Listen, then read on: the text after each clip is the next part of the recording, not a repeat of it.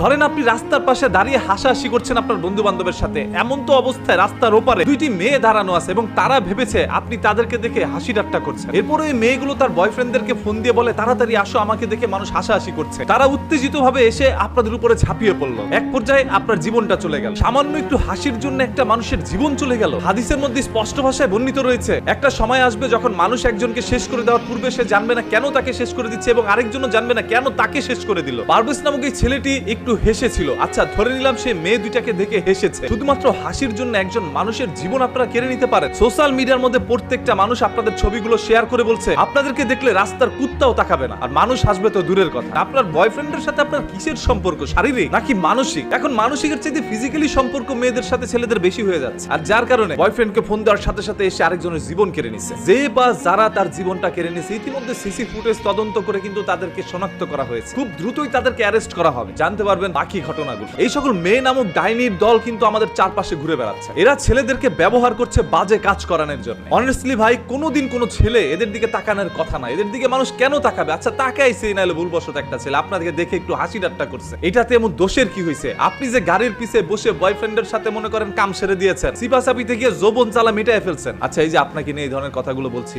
আপনি হয়তোবা ভিডিওটা দেখবেন, আপনার কি লজ্জা লাগে নাই? এখন তো আবার আপনার বয়ফ্রেন্ডকে পাঠাবেন আমাকে দুনিয়া থেকে শেষ করে দেওয়ার জন্য। পারভেজ যদি হেসে জীবন দিতে পারে, আমরা সত্য প্রকাশ করে তারপর জীবন দিব। তবে মনে রাখবেন, এই পৃথিবীতে পারভেজ একা নয়, আমরা সবাই একত্রে রয়েছি। সোশ্যাল মিডিয়া এটা নিয়ে যেভাবে পোস্ট করে প্রতিবাদ করা হচ্ছে, সেইভাবে অফলাইনে এটা নিয়ে প্রতিবাদ করা হবে। সেই সকল মানুষ বেশি হাইনার দলগুলোকে আর রেহাই দেওয়া যাবে না। এরা মানুষ হইতে পারে না। বিশ্ববিদ্যালয়ের মধ্যে পড়াশোনা করে বয়ফ্রেন্ড জ্বালায় গেছে ভাই। এই যে এদেরকে যারা বিয়ে করতে চাচ্ছেন, জামাইয়ের আর কোনো কাজ নাই, সব কাজ ওই বয়ফ্রেন্ড করে দিছে। বাংলা ভাষা বুঝতে পারছেন? বয়ফ্রেন্ডকে ধরে রিমান্ডে নেন, কতবার কোন জায়গায় কিভাবে করছে সবকিছু বেরিয়ে আসবে। যদি বয়ফ্রেন্ডের সাথে ওই সকল আদান প্রদান সম্পর্ক নাই থাকতো, শুধুমাত্র একজন বান্ধবীর জন্য এসে একটা ছেলের জীবন নিয়ে নিত না। জীবন নেওয়া কতটা সস্তা হয়ে গেছে তাদের কাছে। অপরাধী যেই হোক না কেন, আমরা তার সাজা প্রকাশ্যে কঠিন থেকে কঠিন ভাবে চাই, যাতে করে বাংলার মাটিতে এরকম কোনো পারভেজের জীবন না যায়। আপনাদের প্রত্যেকের কাছে একটা বিনীত রিকোয়েস্ট ভাই, ভিডিওটা শেয়ার করে দেন। আপনার না বলতে পারা কথাগুলো আমি আমার কণ্ঠস্বরের মাধ্যমে সবার কাছে পৌঁছে দিলাম। অনেকে তো মনে মনে প্রতিবাদ করেন যে আমি যদি এখন প্রতিবাদ করতে যাই পারভেজের মতো করে, যদি তারা এসে আমার উপর ঝাঁপিয়ে পড়ে আমার জীবনটাও নিয়ে নেয়, আমি আমার জীবন নিয়ে পরোয়া করি। শুরু থেকে এই পর্যন্ত